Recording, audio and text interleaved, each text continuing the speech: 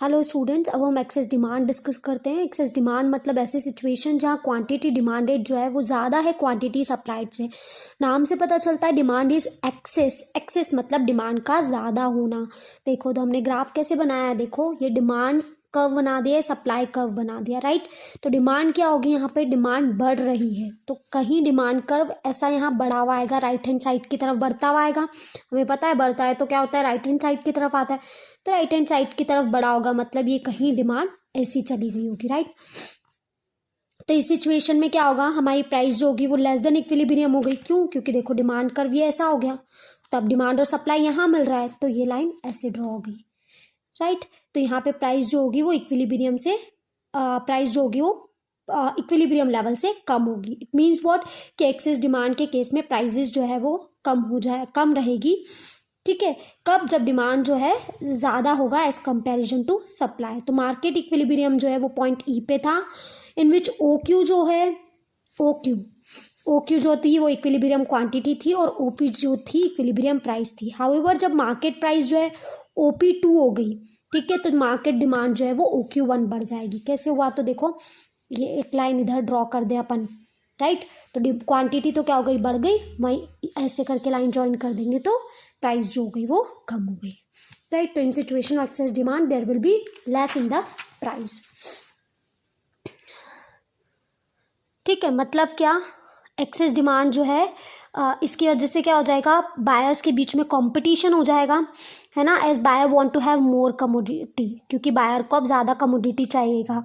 Buyer would be ready to pay higher prices to meet their demand, as a result there which will lead to rise in prices. अब excess demand के होने की वजह से with increase in price market demand will fall due to law of demand and market supply will rise due to law of supply, ठीक है। तो overall ये सारी चीज़ें हमें करने की ज़रूरत नहीं है, सिर्फ हमें ये देखना है कि मार्केट डिमांड एक्सेस डिमांड में क्या होता है, तो डिमांड बढ़ जाएगी और डिमांड के बढ़ने की वजह से क्या होगी, प्राइसेस कम हो जाएगी। सिर्फ हमें इतना याद रखना है, ग्राफ बनाना सीखना है। अब एक्सेस सप्लाई देखें तो एक्सेस सप्लाई एक ऐसी सिचुएशन है जहाँ पे क्वांटिटी सप्लाई जो है वो ज़्यादा होगी क्वांटिटी डिमांडेड से एक मार्केट प्राइस पे। सी ये है सप्लाई कर्व, ये है डिमांड कर्व। अब सप्लाई बढ़ रहा है तो सप्लाई कहीं इधर आ गया, है ना। क्या हो रहा है, सप्लाई जो है वो बढ़ रहा है तो सप्लाई कहीं इधर आ गया, राइट। तो इसमें क्या होगा, इसमें अगर अपन देखें तो एक्चुअल क्या थी, ये थी, है ना। अब क्या हो गया हमारा, एक्सेस सप्लाई। तो उसके केस में क्या होगा, तो देखो under this situation market price is more than equilibrium price. यहाँ पे क्या होगा, ये जो मार्केट प्राइस होगी वो इक्विलिब्रियम प्राइस से ज़्यादा होगी। क्वांटिटी तो ज़्यादा होगी सही, पर प्राइस भी क्या होगी, ज़्यादा होगी, ठीक है। तो एक्सेस सप्लाई जो है वो कब अकर होगा, जब प्राइस ज़्यादा होगी, है ना। और एक्सेस डिमांड कब अकर होगा, जब प्राइस जो होगी वो कम होगी, राइट। तो इस तरीके से हमें याद रखना है। No need of doing the reason कि एक्सेस डिमांड की वजह से क्या होगा, एक्सेस सप्लाई की वजह से क्या होगा, no need of doing that. Just excess demand क्या होता है और उसका ग्राफ पढ़ना है, और एक्सेस सप्लाई में क्या होता है और उसका ग्राफ पढ़कर उसका ग्राफ का एक्सप्लेनेशन देना है, right. This much you have to do. Next देखते हैं हम विएबल और नॉन विएबल इंडस्ट्री। तो viable industry refers to an industry for which supply curve and demand curve intersect each other in positive axis. Viable industry एक ऐसी situation है, या विएबल industry जो है एक ऐसी इंडस्ट्री है जहाँ पे सप्लाई कर्व और डिमांड कर्व जो है वो पॉजिटिव एक्सिस में, मतलब ऊपर ऊपर ही मिलते हैं, ठीक है। तो विएबल इंडस्ट्री में क्या होता है, सप्लाई और डिमांड कर्व जो है वो पॉजिटिव पॉइंट पे मिलते हैं, जैसे कि 11.4 में शो किया है, that is they intersect in the positive range of x and y axis. Now non-viable industry refers to an industry in which supply curve and demand curve never intersect each other in the positive axis. ये देखो कहीं भी वो अगर मिले तो positive axis में तो नहीं मिलेंगे, यहाँ कहीं जाकर मिलेंगे जो कि क्या हो जाएगा, नेगेटिव हो जाएगा। यहाँ पर इसको इधर लेके जाएंगे तो जीरो के आगे क्या हो जाएगा, नेगेटिव हो जाएगा। तो विएबल इंडस्ट्री एक ऐसी इंडस्ट्री जहाँ पे डिमांड और कर्व इंटरसेक्ट हो जाएंगे, कहाँ पर, पॉजिटिव एक्सिस में। और नॉन विएबल इंडस्ट्री जो है एक ऐसी इंडस्ट्री है जहाँ पे सप्लाई कर्व और डिमांड कर्व जो है इवन पॉजिटिव एक्सिस में तो नहीं मिलेंगे, राइट। अब इससे ज़्यादा डिटेल आपको नहीं करनी है ना। Effect of change in demand and supply on market equilibrium. अब क्या हो रहा है, डिमांड अगर डिमांड और सप्लाई की चेंज होने की वजह से मार्केट इक्विलिब्रियम पे कैसा फ़र्क पड़ता है। एज डिस्कस्ड, हमने जैसे डिस्कस किया कि इक्विलिब्रियम प्राइस और इक्विलिब्रियम क्वांटिटी जो है वो डिटरमाइन होती है कब? जब quantity demanded is equals to quantity supply होता है। मतलब कब इक्विलिब्रियम प्राइस और इक्विलिब्रियम क्वांटिटी आती है? जब हमारा quantity demanded is equals to quantity supply होता है। सो अगर कोई भी चेंज हुआ, ठीक है, डिमांड कर्व या सप्लाई कर्व में तो इक्विलिब्रियम प्राइस और इक्विलिब्रियम क्वांटिटी जो है वो भी चेंज होगी। मतलब क्या पता चला हमको? इक्विलिब्रियम प्राइस और इक्विलिब्रियम क्वांटिटी जो है वो कहाँ डिटरमाइन होती है? जहाँ पे quantity demanded is equal to quantity supply.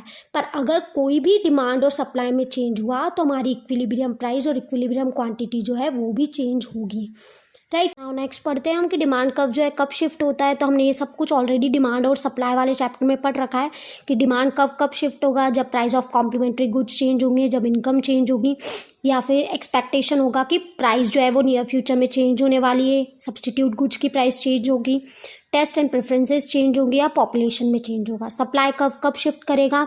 तो जब फैक्टर्स ऑफ प्रोडक्शन की प्राइस चेंज होगी, स्टेट ऑफ टेक्नोलॉजी चेंज होगी, जो एक्सपेक्टेड चेंज है वो फ्यूचर में प्राइस में चेंज आने वाला है तब चेंज होगी, change in the number of firms के टाइम पे, change in prices of other goods, change in taxation policy and change in the goal of firm.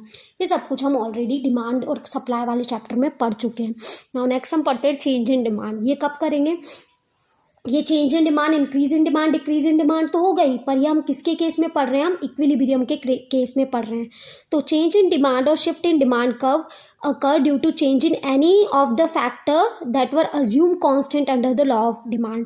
मतलब चेंज इन डिमांड या शिफ्ट इन डिमांड कब होगा? ऐसे situation में जहाँ पे लॉ ऑफ डिमांड में जो बाकी सारी चीज़ों को कांस्टेंट रखा था, जब उसकी वजह से अगर डिमांड चेंज हो रही है तो उस समय चेंज इन डिमांड या शिफ्ट इन डिमांड होगा। मतलब कि क्या?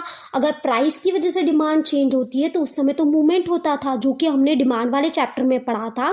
तो वही चीज़ बोल रहे हैं वो कि प्राइस के अलावा जो अदर फैक्टर्स हैं उनकी वजह से अगर डिमांड में चेंज आ रहा है तो then there will be change in demand और शिफ्ट इन डिमांड।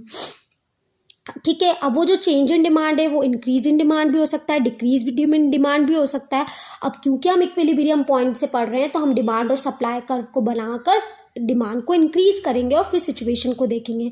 जैसा कि हमने एक्सेस डिमांड और डेफिशिएंट डिमांड पढ़ा था, वैसे ही एक्सेस डिमांड मतलब इंक्रीज इन डिमांड और डेफिशिएंट डिमांड मतलब डिक्रीज इन डिमांड।